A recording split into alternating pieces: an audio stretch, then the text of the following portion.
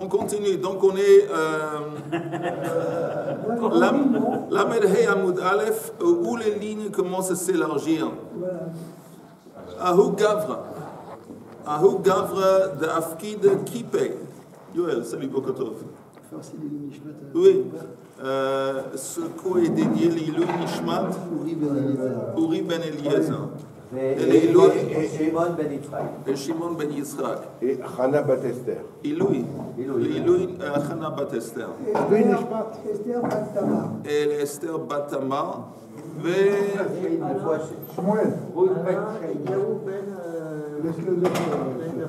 Alain Eliab Ben Chaim. Et לכל החיילים שנהרגו, ואוסי לרפואה שלמה ומירה לtous les malades, y compris רפאל, אישה אליהו בן רונית, מיכל בת ציונה ולאה בת אסתר, ושמעון בן ידיד ויהודה בן תמר. ועזיזה בת רחמנה, ורחמונה בת עזיזה, ורחמונה בת רחמה, ולאה בת רחמנה, ואני בת אסתר. כן, יהי רצון. אוקיי. Vous y êtes. Lamed Hey Amoud Aleph. La ligne au milieu de la page qui commence à s'élargir. Ahu Gavra de Afkid Kipe Gabei Chavra. Il y a quelqu'un qui a déposé des bijoux envers son collègue ou quelqu'un d'autre. Kipe, c'est comme des bijoux. Amarle, après un peu de temps, il est venu, il a Amarle Havli Kipai. Redonne-moi les bijoux que j'ai mis chez toi. Amarle Loyadana Heicha Odvinu. Il y a un problème. Je ne sais pas où, je ne me rappelle pas où je les ai mis. Ça s'annonce mal. Ata le kamei de Rav Nachman. Il va, hein? Il lui a fait un service gratuitement ou il a fait... Oui, apparemment oui. C'est un shomer chinam. Alors, il est allé consulter avec le rabbin orthodoxe du quartier. Et Ata le kamei de Rav Nachman. Amar et le rabbin lui a dit Kol lo yadana pshiutahi. Quand quelqu'un dit il ne sait pas, c'est une expression de négligence. Ne pas savoir, c'est une expression de négligence. Donc, il savait que le chômeur, il est chayav. J'ai pas compris. Quelqu'un a déposé chez quelqu'un d'autre des bijoux. Oui. Après un peu de temps, il vient, il réclame, il dit bon, redonne-moi les bijoux. Oui. L'autre, il dit je ne sais pas où je les ai mis. Ah, oui. Alors, le rabbin dit que quand quelqu'un dit je ne sais pas, c'est comme si c'est une expression de négligence. Alors, si c'est négligence, c'est qu'il doit payer. Il n'est pas intellectuel.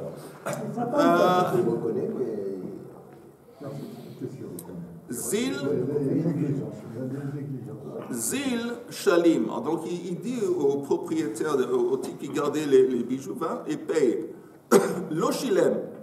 En attendant, il ne paye pas. L'autre, pour une raison ou une autre, il ne paye pas. Azal Rav Nachman Agbe le Apadnei Mine. Donc Rav Nachman, il est allé, il a confisqué son palais. Apparemment, le type, il vivait dans un palais, disons sa villa. Il lui a confisqué sa villa. Apparemment, ça correspondait plus ou moins au prix des bijoux. Comme ça. Voilà. C'est le bijou de la reine.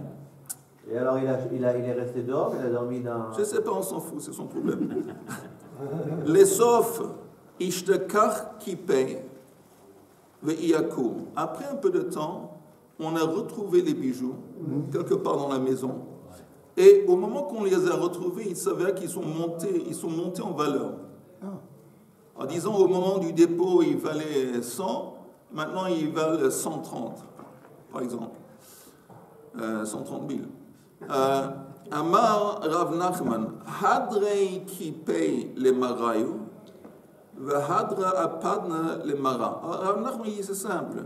On remet les bijoux dans les mains du propriétaire et on rend la villa au propriétaire. C'est un peu la question que j'ai posée hier, à propos entière, à propos comment tu donnes 10 shekels qui joue au loto et qui gagne $1 million. Encore de nouveau. C'est pas. Il n'y a pas. Non, c'est pas pareil, c'est pas pareil. David, c'est pas pareil. C'est péché de Non, c'est pas pareil. Tu m'as eu là, David. Non, c'est pas pareil. Je sais pas. Mais Rav, ça n'a rien à voir, parce que... Non, je vais te dire la vérité, je n'ai pas bu assez de café ce matin. Ah, fallait dire. C'est surprenant que, bon, les bijoux, ils ont pris de la valeur, mettons. Mais également le palais a pris de la valeur aussi. C'est pas écrit. C'est pas écrit. C'est écrit que les bijoux, ils ont mis en attendant, mais le Rav, il dit ça, on s'en fout. Tu redonnes les bijoux au propriétaire. Tu redonnes. Maintenant, on a pris le palais, la villa en tant que gage. Salut Eli. On est à la page Lamed Hey, Hamoud Aleph. Ben oui, tu rends le gage. Tu rends le gage, tu rends le truc. Voilà. Shalom en Israël. On va la quatrième ligne. Ok, maintenant. La grande ligne. Amar Rabba. Rabba dit Hava Yativna Kame de Rav Nachman. Une fois j'étais assis dans la présence de Rav Nachman. Vepirkin Hamafkid Hava. Et ils étaient en train d'apprendre le Perek Hamafkid. Perek Hamafkid, c'est notre chapitre. Ils étaient en train d'apprendre notre chapitre. Et mettre un autre scénario des bijoux et du palais. Va'amrele Shilem Velo Ratza li Shava. Et moi j'ai dit au Rav, mais attends, j'ai dit dans la Mishnah c'est écrit que si le Shomer Chinam a payé, il a payé et il n'a pas voulu prendre un serment, alors c'est lui qui reçoit le prix en plus, le kefel. La différence. Oui. L'amende. L'amende. L'amende. C'est lui qui reçoit l'amende. Alors il dit, comment ça se fait? Quand lui, il a payé, en fin de compte, comment il a payé? Il a payé avec ses biens, il a payé sa maison. Pourquoi lui, il ne touche pas la différence dans le prix des bijoux? Donc je veux bien que tu fais retourner les bijoux au propriétaire, mais ça a monté. Pourquoi on ne donne pas la différence de prix à celui duquel on a pris la maison? C'est comme s'il avait payé. Il avait payé avec sa maison. Compris? Ça ce que Rav a dit, ça ce que j'ai dit. Velo ahadali. Et le Rav ne lui a pas répondu. Non, c'est possible qu'il ne lui a pas répondu parce que c'était une remarque tellement bête que ça ne valait pas la peine. Pourquoi de Emouna? Lo ahadali. Veshapir avad de lo ahadali. En fin de compte, c'est bien qu'il ne m'a pas répondu. Il a eu raison de ne pas me répondre. Maïta ama, pourquoi? Hatam lo atrichei le veidina. Là-bas dans la Mishnah, celui qui paye, il a payé sans devoir le prendre en justice. Sur le coup, quand l'objet qu'il gardait a été perdu ou a été volé, il s'est porté volontaire, il dit je paye. Donc il a fait gagner à l'autre le casse-tête de le prendre en justice, c'est tout le processus, tout le temps. Mais ici c'est pas le cas. Ici c'est pas le cas. Au début, il a pas payé. Et après, c'est le Beidin qui a dû intervenir, confisquer sa maison. C'est pas du tout le même cas. Parce donc il a eu bien de... Parce que c'est un cas de négligence aussi. Parce oui, mais même si quand il paye, s'il dit, bon, j'étais négligent et je paye... Non, je n'ai pas été négligent. Il a peur de jurer. Quand quelqu'un dit que j'étais négligent et donc je vais payer, s'il dit que j'étais négligent et je vais payer, néanmoins, la règle, elle reste. Il va toucher à l'amende, il va toucher au kefel. Pourquoi? Parce qu'il a toujours l'option de s'en sortir, de se rendre quitte en mentant, en disant que c'était un cas de force majeure, ou c'était ça. Il aurait pu en dire que c'était un vol, j'ai pas été négligent. Le propriétaire est toujours reconnaissant du fait qu'il reçoit son argent Bechazara pour le keren, et voilà. Mais en attendant, on dit c'est pas la même chose, le Rav il a eu raison de ne pas te répondre, ta question elle était bidon. Maintenant, ici dans notre cas, Atrachei le Beidina, on a dû le prendre en justice. C'est pour ça que c'est pas comparable. Jusqu'ici ça marche. Bon, il y a un truc qui te tracasse. Ouais. C'est qu'en fait, il a traîné en justice, le Beidin a dit qu'on défend sa maison. Plus fort, il y a des gars qui ne entendent pas au fond de la salle. Oui, il y en a des problèmes. Non, donc en fait, il a traîné au Beidin, il a été condamné on lui a pris sa maison pour rembourser les bijoux. Une fois qu'on retrouve les bijoux, il y a deux hypothèses normalement. C'est que soit on rend les bijoux et on retourne à la maison. Et la maison, peut-être aussi, elle a pris de la valeur. Apparemment, on ne parle pas de la maison. Ça laisse entendre que la maison est restée au même prix. Mais ce qui s'est passé, que l'objet qui a été restitué, elle a pris de la valeur. Et selon la Mishnah, on avait dit que quand le chômeur, il paye, c'est lui qui a droit à la différence de prix. Et c'est pour ça qu'il s'est étonné. Comment ça se fait que tu me dis, que tu dis, Rav Nachman, on restitue les bijoux, sans en fin de compte donner la hausse en prix au chômeur. Et l'explication est que ce n'est pas comparable. Parce que dans la Mishnah, il s'est porté volontaire de suite. On n'a pas dû le prendre en cours de justice. Il n'y a pas eu un truc, on n'y a pas imposé de payer. Il a payé de sa propre volonté. Ici, il n'a pas payé. On a dû le forcer d'aller c'est le Beit Din qui a dû intervenir. Donc, ce n'est pas comparable. Dans ce cas, il n'a pas le droit à l'amende, ou pas le droit à la différence de prix, au bonus. Le membre de Savar Rav Nachman, apparemment, ça laisse entendre que Rav Nachman, qui a décrété, qui a jugé ce cas, il est de l'opinion de Shuma Hada. Le Shuma, c'est encore une fois, c'est comme le gage. C'est que quand quelqu'un ne paye pas, on lui confisque ses biens. Ça s'appelle quoi, les choses qu'on a confisquées? Un gage ou... C'est comme... pas un gage. Non, c'est pas un gage. Si on lui confisque, ça veut dire que c'est un chômeur d'abord. Non, ça peut être un chômeur, ça peut être. Mais c'est quelqu'un qui est censé, parce que pourquoi il lui a fait payer? Il dit, écoute, tu dis que tu ne sais pas où c'est. Dire que tu ne sais pas où c'est égale négligence. Ou peut-être qu'on lui a volé. Lui, il a dit, s'il avait dit, tu entends, s'il avait dit que ça a été volé, il aurait été exempt.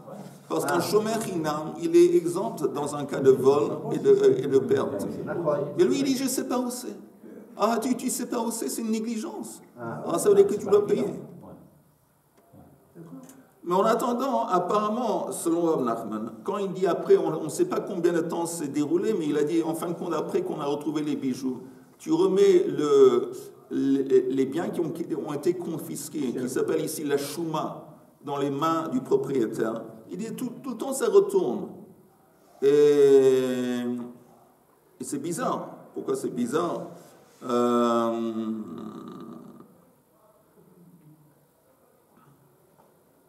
Non, c'est pas bizarre. Non, le Shumahada, Nirse Love, Sheshamu Beidin, le Balchov, Chosrin Elav, Imnoten Maot, le Balchov, qui ça laisse entendre encore une fois. Est-ce que je peux déduire de ça une règle générale que quand quelqu'un, vous entendez, quand quelqu'un emprunte de l'argent et après il ne repaye pas, alors qu'est-ce qu'on prend? On va confisquer de ces biens qui correspondent à la valeur. Mais ça laisse entendre que quand l'emprunteur il va plus tard repayer, il a le droit, on va lui restituer ses biens. On essaie de dire, apparemment, on peut apprendre que ça, c'est la prise de position de Rav Nachman à travers cette histoire de bijoux et de maisons. Il dit à la fin qu'on a trouvé les bijoux, il dit donc tu fais retourner la maison au propriétaire. Ça laisse entendre que s'il y avait un emprunteur qui plus tard il repaye sa dette, en attendant on lui a confisqué ses biens. Alors, tu lui repayes ses biens, tu lui redonnes ses biens. Ça laisse entendre. Mais des fois tu ne peux pas. Non, pour une raison. Parce que si il faut prendre le cas où on lui a pris le cas des bijoux là, de la Gemara. On lui a pris les bijoux, il dit je ne sais pas où c'est qu'ils sont, tu ne sais pas où c'est qu'ils sont. Alors Nachman il a tranché, eh ben, ta maison à la place des bijoux. Celui qui avait les bijoux, on lui donne la maison. Maintenant lui il a vendu la maison, il n'a plus la maison. Attends, on a trouvé les bijoux. Attends, on va voir, c'est une bonne question. C'est une bonne question que tu soulèves, on va en parler de suite. Alors, est-ce que ça laisse entendre qu'il dit Shuma Hada? On dit non. Shaine Hatam, c'est différent dans ce cas de figure. De Shuma Betaout Hava. Pourquoi Rav Nachman a dit bon, tu remets la maison dans les mains du propriétaire? Parce qu'il savait que la maison a été prise par erreur. C'est quoi par erreur? Parce que les bijoux, ils étaient dans la maison. Les bijoux, il les avait chez lui. Simplement, il a eu un oubli. Il a oublié. Mais quand est-ce qu'on confisque, on va confisquer des biens, quand le type, il n'arrive pas à repayer? Ici, Ce n'est pas le cas. Je ne sais pas qu'il n'avait pas les moyens. Il a oublié où c'était. C'était chez lui à la maison, il l'a oublié. Donc c'est différent. Tu ne peux pas conclure quoi que ce soit de ce cas. Betaoud Hava. De cas Hava qui paye Meikara, parce que les bijoux, ils étaient toujours sur place. Amrei Nehardei. Donc la yeshiva de Nehardei, ils disent la chose suivante. Shuma Hadar Ad Treisan Yachei Shata.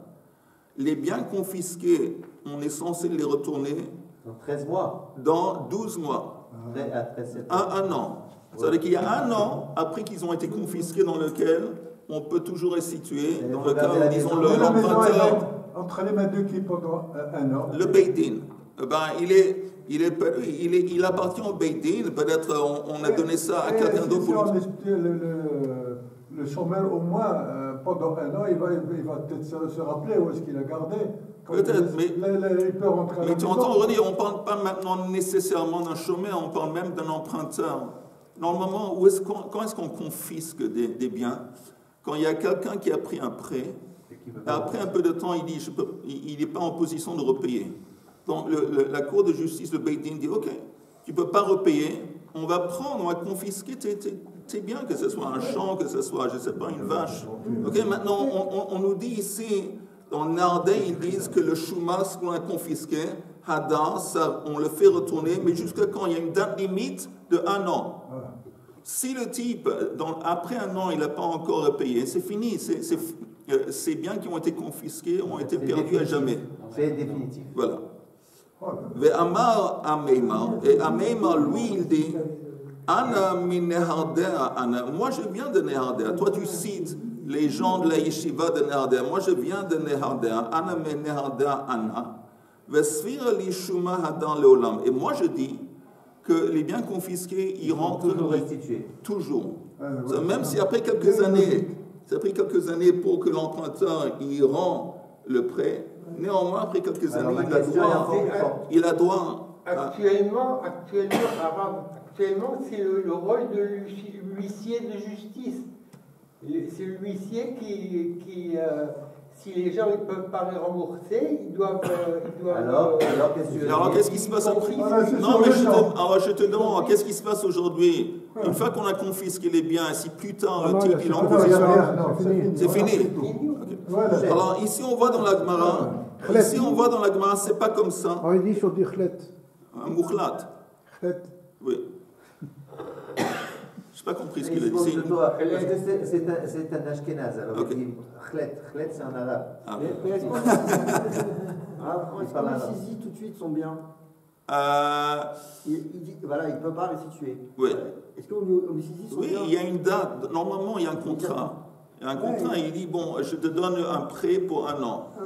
Mais une fois que l'année est venue, s'il n'a pas payé, alors on a le droit de confisquer. Mais on va parler un peu de ça.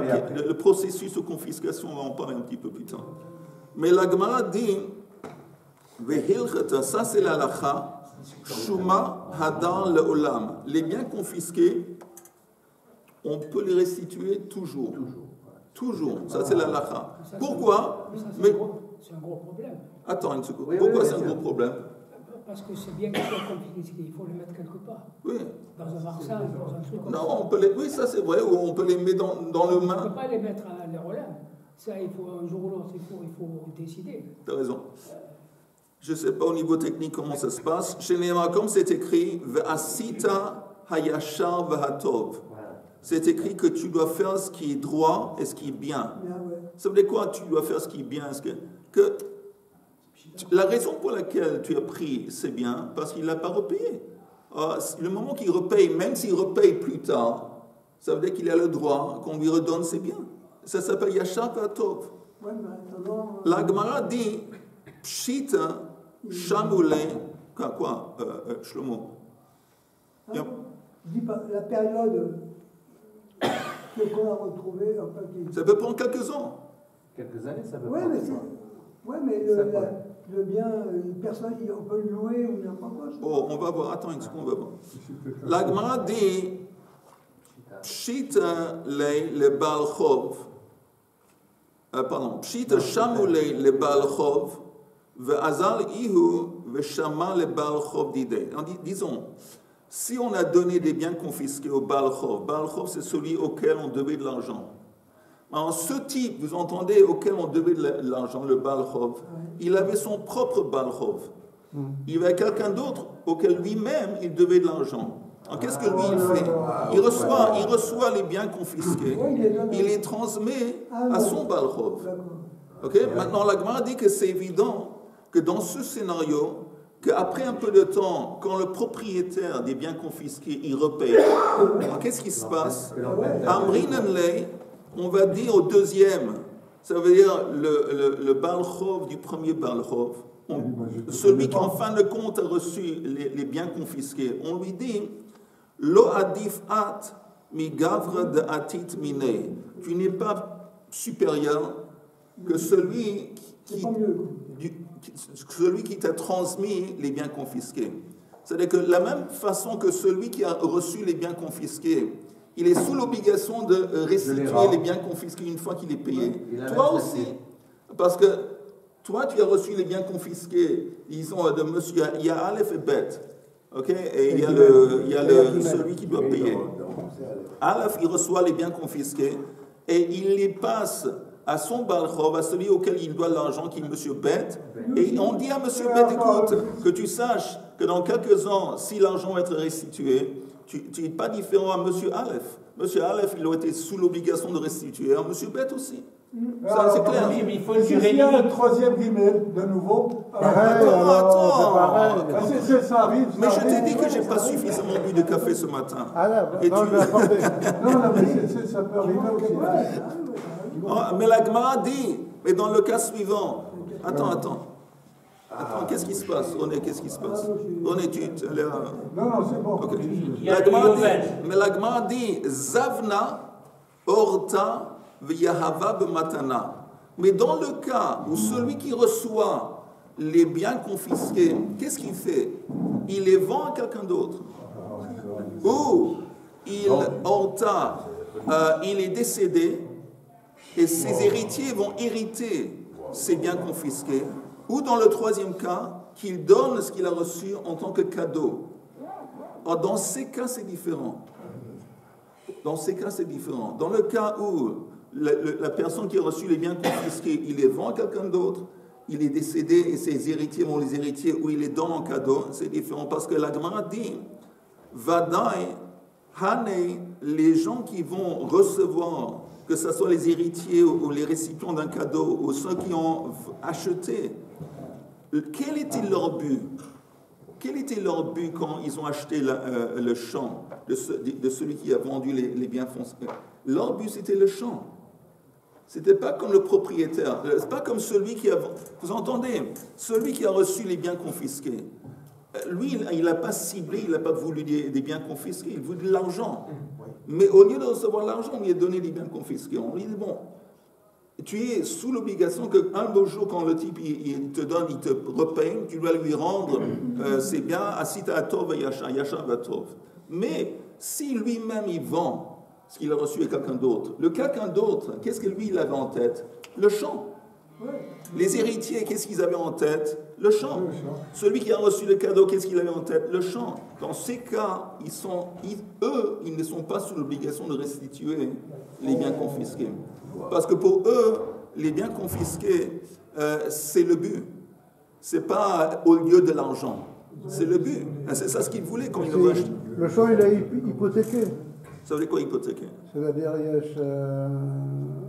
il y a une éhara dans le tabou, il y a écrit, attention, ce champ-là, éventuellement, il faudra le... Alors justement, apparemment non. Apparemment non. Quand le type, il a le droit de vendre le champ, et une fois qu'il y a une vente, c'est fini. Parce que même le type, il a perdu son champ, le propriétaire. D'accord, donc celui qui a emprunté, il n'a pas intérêt à lui rendre l'argent. Non. Il ne rend pas l'argent, il ne récupère pas son champ. Alors ça veut dire que celui, le Aleph, ou même le Bet, ou même le Guimel, on s'en fout, il a droit de vendre. Donc il n'a aucun intérêt de le garder. S'il peut avoir un bon prix, il le vend, et puis il se débarrasse du problème. Et le nouveau, il n'est pas obligé. Parce lui, il ne voulait pas de champ. Si c'est un champ, Si c'est un champ, peut-être c'est dans son intérêt de garder le champ, de le travailler et de profiter des fruits de la récolte. Non, si ce qu'il a reçu en tant que bien confisqué, c'est un champ. Peut-être il est intéressé de garder le champ. Non, mais d'accord, il a décidé il a besoin d'argent. À partir du moment où il le vend, ça s'est arrêté, puisque celui qu'il a acheté, il a rien à voir avec Gamin, c'est perdu à jamais vis-à-vis du propriétaire. Exactement. C'est-à-dire qu'il est responsable, sauf et seulement le Rishon. Pas les chénis, pas les autres. Non, on a dit que le deuxième et le troisième sont également responsables sont également responsables de rendre les biens confisqués une fois que plus tard le propriétaire il repaye. Tout le monde. Si on a dit que le Rishon il transmet les biens confisqués à quelqu'un d'autre auquel lui il doit de l'argent. Et ça continue vraiment. Tous les gens sont sous l'obligation de rendre les biens confisqués une fois que... À part un cas de figure, ou 3 cas de figure. Dans quel cas de figure où la personne qui reçoit le champ, il n'a pas dit, tiens, je te dois de l'argent, prends le champ. Il a dit, non, je te vends le champ. Il a vendu le champ à quelqu'un d'autre, ou il a donné le champ en tant que cadeau à quelqu'un, ou il est décédé et ça a été hérité. Dans ces cas, les gens qui ont reçu maintenant le champ, ils ne sont plus sous l'obligation de restituer le champ. C'est fini. Parce qu'eux, ils voulaient un champ. Ils ne regardaient pas le champ en tant que tachlif, en tant que remplaçant pour l'argent. Donc finalement, le Rishon, il a menti. Pourquoi? Il n'a pas dit la vérité. Il a dit, ce champ appartient à un tel, mais c'est hypothéqué, etc. Voilà. Donc c'est un menteur. Non, Richard, il n'est pas du tout un menteur. Mais il ne dit pas. C'est triste de parler comme ça sur notre juif. Tu entends, alors je supprime ce que j'ai dit. J'efface. C'est pas un menteur, Ok, on continue. Juste dans les mots, comme ça on va essayer de coller le sens avec les mots. Où la Gemara dit, regardez la ligne qui commence avec le mot pshita. Pshita, ça veut dire que c'est évident. Shamoulei le balchov, on a confié des biens confisqués à celui auquel on devait de l'argent. Et lui, Azal ihu veshama le balchov d'idei, il a transmis ça à la personne auquel lui. Alors c'est évident qu'on dit au deuxième, Amrinale lo adif at mi gavre de atit minei. Tu n'es pas supérieur à celui qui t'a transmis les biens confisqués, de la même façon que lui, il est sous l'obligation de rendre quand ça va être repayé toi aussi. Mais dans le cas où Zavna, Orta et Yahav Bematana, dans ces 3 cas, Vadai, Hanei, Meikara, les gens qui ont reçu le champ en tant que quelque chose qui a été acheté par eux, ou en tant que cadeau ou d'héritage, c'est évident que eux, qu'est-ce qu'ils avaient en tête? Meikara Adata de Ara. Ils avaient en tête la terre et pas l'argent. Velavadata de Zouzei Nachut. Zouzei, c'est de l'argent. Ils n'avaient pas l'argent en tête. Donc pour eux, ils ont plus sous l'obligation de rendre. Maintenant, qu'est-ce qui se passe dans le cas suivant? Shamula liisha ve insiva. On a Shamula liisha. Il y a une femme auquel on doit de l'argent. Donc on a pris des biens confisqués, parce que le type il n'a pas repayé. On livre les biens confisqués à la femme. Maintenant cette femme, après, elle a épousé quelqu'un. Shamoula leisha ve'insiva, elle s'est mariée. Ou, dans un autre cas, Shamumina de Isha. Elle devait de l'argent, et elle n'a pas repayé, et on a confisqué de ses biens.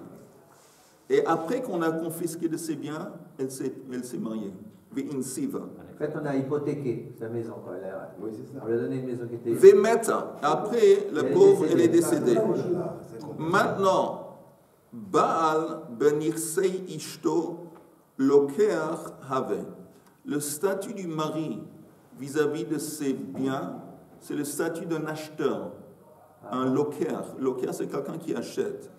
Alors, vous entendez, on va prendre les 2 cas de figure. Alors on s'accroche. Dans le cas de figure où la femme a reçu des biens hypothéqués. hypothéqué. Et elle s'épouse après, elle est décédée. Le type qui dit, bon, je repaye l'argent, j'ai droit au champ. Qu'est-ce qu'on avait dit? On avait dit que celui qui reçoit les biens confisqués, s'il les vend à quelqu'un d'autre, c'est fini, c'est plus récupérable. Alors justement, le mari, il a un statut d'un acheteur. C'est comme s'il avait acheté le champ de sa femme. C'est fini. Donc, ça veut dire le propriétaire... Par la mort de sa femme. Oui. Ah, il achète pas. Une fois que sa femme est décédée, lui, il est considéré comme un acheteur. Il n'est pas héritier, il est acheteur. Il achète. Il achète. Attends, il est considéré, il a un statut de quelqu'un, c'est comme s'il avait acheté. Ça veut dire que... C'est comme s'il avait acheté. Ça veut dire que si un an plus tard, le type il vient et dit, bon, regarde, je te restitue l'argent, redonne-moi mes biens. Il dit, c'est trop tard. Parce qu'on avait dit que celui qui reçoit les biens confisqués, si lui, il les vend à quelqu'un d'autre, ou il est décédé, il y a un héritage, c'est fini. Alors ça, le mari dit à celui-là, il dit, non, tu ne peux plus récupérer parce que moi, c'est à moi, c'est au mari. En fait, il a hérité. Oui, mais attends une seconde. On lui donne un... C'est vrai qu'il a hérité, mais il a un statut d'acheteur. Dans l'autre cas de figure, c'est que la femme elle-même, elle devait de l'argent, ok? Oui. Elle devait de l'argent, on a confisqué de ses biens. Et elle est décédée. Maintenant, le mari vient, dit, tiens, je veux qu'on me rende le truc, les biens de ma femme. Je vais repayer la dette de ma femme. Alors là, qu'est-ce qui se passe? On doit lui rendre. Non. Oui, on doit lui rendre. Je pense qu'on doit lui rendre. On va voir le Rashi pour vérifier. Regardez le Rashi. Regardez le Rashi, si vous voulez bien. Alors, le Rashi qui dit Baal. Maintenant, Rashi dit, vous voyez, c'est 1, 2, 3, 4, 5, 6, 7 lignes d'en bas de la page.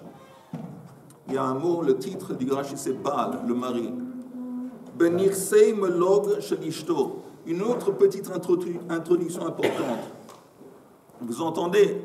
Il y a les biens que la femme fait entrer dans un mariage. Ces biens, ils se divisent en deux catégories. Nirsei melog et Nirsei tson barzel. Maintenant, c'est quoi Nirsei tson barzel? C'est que c'est écrit dans la Ktuba qu'elle est rentrée avec, elle avait des biens, et ces biens ont été donnés au mari. Ah oui? Attendez, laisse-moi te parler. Ça a été donné au mari. Ça fait partie du contrat, du mariage. Mais s'il y a un divorce, ou si la femme est décédée, si le mari est décédé, alors les biens, ils reviennent à la femme. C'est-à-dire que ça a été donné pas pour l'éternité, ça a été donné pendant qu'ils sont mariés, ça appartient au mari. Mais seulement dans le cas où il y a le mari décédé, où il y a un divorce, elle retouche, elle reçoit son shulchan chazar. Maintenant, qu'est-ce qui se passe si la valeur des objets entre-temps est descendue ou montée?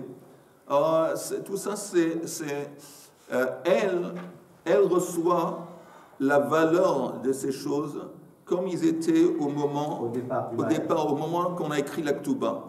Donc, si au moment de la Ktuba, ça valait X, et plus tard, ça valait plus, elle reçoit seulement X, elle ne reçoit pas le plus. Et si ça valait moins, elle reçoit moins. En fin de compte, c'est pardon, si ça... Oui. Non, si ça reçoit... Ah oui, je m'excuse. Oui. Et si c'est moins, et si ça a descendu, elle va toucher la valeur initiale. La valeur initiale. Pareil. C'est-à-dire que si elle avait un terrain qui a pris de la valeur... Oui, c'est... Et qui est la valeur Elle augmente ou baisse, elle reçoit quoi que ce soit, elle reçoit la valeur des objets qu'elle a fait entrer au moment que c'était fixé, au moment du mariage. Ça, c'est un. Ça, attends. Qu'est-ce qui a fait la différence? Le mari. L'augmentation. Le mari, non? Moi, je dis que non, elle va recevoir. Ah, c'est le mari. C'est un divorce. Non, c'est un divorce. C'est un divorce. C'est un divorce. C'est un divorce. Alors, il va devoir payer le plus pour que ça corresponde à la valeur des biens au moment du mariage. Mais s'il y a un truc, s'il est décédé, c'est peut-être les héritiers qui vont devoir payer, je ne sais pas. Oui. Maintenant, il y a un autre cas de figure, une autre catégorie de biens qu'elle fait entrer dans un mariage, ça s'appelle Nirse Molog. Quand Nirse Molog, c'est que les champs, disons, elle fait entrer des champs, ça continue à appartenir à la femme. D'accord. Mais le mari, attends, laisse-moi juste finir une phrase. Mais le mari, il a le droit d'utilisation, d'usufruit. Je vais parler en anglais, vous voulez voir que c'est comment vous allez le débrouiller. Mais lui, il a le droit, le mari, de l'usufruit. Mais les champs, ça reste. Alors, dans ce cas de figure, si après il y a un divorce, alors là, elle va recevoir le champ selon la valeur au moment du divorce. Parcelle. Non, c'est pas non, au moment du divorce. Parce que comme les champs, de toute façon, ça reste sous la possession de la femme. Or, si des années plus tard, au moment du divorce, ça a perdu de valeur, ça au compte de la femme. C'est elle qui a perdu dans l'affaire. Parce que tout le temps, ces champs lui appartenaient. Et si ça monte, la même chose. Ça, c'est la différence entre ces deux catégories de biens qu'elle fait entrer dans le mariage. Son barzel venir seimolog. C'est comme le loto. Exactement ce qu'on a appris avec Denis, avec le Rav Chouproun, dans le Gittin, dans les roses de Gittin, de divorce, que la femme reçoit. C'est exactement ça ce que vous avez dit. C'est logique. Quelque chose que j'ai dit qui a du sens. Il y a un troisième cas de figure, c'est le divorce, ils vendent le champ, ils partagent la somme. Je ne connais pas ce cas de figure. Bah, t'as inventé Je ne connais pas. Mais c'est... Ok, alors, encore une fois. Moi, j'ai pas compris. Ok, vas-y. Non, c'est très bien. Tu sais quoi? J'ai pas compris. Tu me réjouis. Alors, je te dis que tu me réjouis que tu as insisté à demander et de dire que tu n'as pas compris. Si vous permettez que je parle. Vas-y. Oui. Vas-y, Richard. Je suis très heureux que vous soyez réunis. En période de Pourim, c'est magnifique. Vas-y. Bon. Il y a deux types de biens qu'a la femme. Un bien qui est fixe, parcelle, oui. Et l'autre qui va être géré par le mari. Oui. Okay, et ça reste à elle. Qui va être géré par le mari, oui. Qui appartient toujours à la femme, oui. Mais qui va être géré par le mari. Oui. Il aura l'usufruit, c'est-à-dire qu'il pourra en faire ce qu'il veut, peut-être. Je ne sais pas s'il peut le vendre ou pas. Il ne peut pas le vendre. En tout cas, il va Son Barzel, il peut le vendre. Le Son Barzel, il peut le vendre. Parce que c'est à lui. Oui, d'accord. Mais Nirse Melog, il ne peut pas vendre. Non, c'est le contraire. Oui, c'est le contraire. Encore une fois. Barzel, non, on ne peut pas toucher le mari. Non. Attends, je me suis mal exprimé, je ne sais pas pourquoi, mais je me suis mal exprimé encore une fois. Mais son Barzel, ça veut dire qu'elle donne au mari des biens. C'est des biens, elle lui donne. Maintenant, ce n'est pas un cadeau à fond, de quel point de vue. Elle lui donne de sens que sans qu'ils sont mariés, c'est à lui. C'est-à-dire qu'il peut en faire ce qu'il veut avec, il peut les vendre.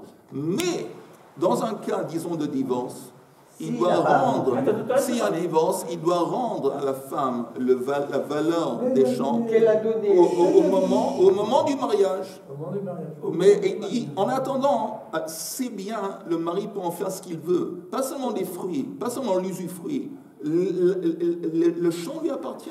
Tant qu'ils sont mariés, Ça, c'est son Barzel. Maintenant, Nirse Melog, c'est autre chose. Nirse Melog, elle lui donne, j'ai des champs, tu peux maintenant gérer mon champ et tu as l'usufruit, mais tu ne peux pas le vendre parce qu'il reste à moi. Ok. Le deuxième cas. Mais comment ça se On appelle ça faire un mariage avec séparation. C'est elle qui décide. C'est elle. Voilà, je garde, je peux l'exploiter, soit je lui donne. Et si jamais il vend, il peut le vendre de la valeur de son champ. Mais dans les deux cas, c'est séparation de biens. Répète la question. On recommence. Quelle question? Qu'est-ce qui se passe? On recommence. Non, j'ai demandé quand est-ce que ça se décide. Alors, il n'y a pas que toi qui peut poser des questions. Ça décide au moment de la Voilà, Ketouba. c'est le premier ou le deuxième cas. C'est au moment de la Ketouba. Au moment où ils font le contrat de la Ketouba et tout ça, et ben, elle décide si elle lui donne c'est bien, ou si elle lui prête et qu'il est Il a que l'usufruit. Si Si elle lui donne que l'usufruit, il n'a pas le droit de les vendre. C'est sa propriété à elle. Exactement. Et si jamais il divorce, il devra lui rendre il devra lui rendre le champ. Oui, Tout simplement. oui, tout simplement. Si jamais il a vendu, il devra lui donner le. Il n'a pas le droit de le vendre. C'est ça, il n'a pas le droit de le vendre. Alors, est-ce que les élèves d'Imouna, ils ont finalement compris ou pas encore? Non, je veux juste savoir. C'est pas du tout comme ça. S'ils ont compris, Il y a quelques temps, je crois que mes collègues. s'ils ont compris, on va ouvrir une bouteille de champagne pour eux. Là, maintenant, en cas de divorce, c'est Hein? moitié. En cas de divorce, Aujourd'hui, quand les divorces, oui, parce que c'est bidon. Mais avant, à l'époque, c'était comme ça que ça se passait. Selon la Torah, selon la Torah. Jeff Bezos. Séparation de Ah, biens Jeff avec Bezos, son qu'est-ce mari. Jeff Bezos. Oui. Il a C'est fait quoi? l'homme le plus riche du monde. Oui. Il a divorcé, sa femme est. Écoutez, une question à vous demander. Est-ce qu'il y a cours demain ou pas? Oui. Non, demain, c'est Tanit. Adraba. Toi, tu veux venir? Ouais. Qui sont ceux qui vont pas... Hein? Peut-être je vais être fatigué. C'est qui sont ceux qui vont pas venir? Pourquoi tu ne vas pas venir? Venir, ok. Et toi? Tu viens? Ah, moi, j'ai demandé, encore une fois, les élèves d'Imouna, ils sont spéciaux. J'ai dit, qui sont ceux qui ne vont pas venir? moi je ne suis pas sûr parce que l'après-midi, Ok. je veux aller au. Ok, David, mais par toi, tout le monde va venir demain, Bined. Alors, si vous allez devenir, apparemment, c'est que moi aussi, je vais venir demain, Bined.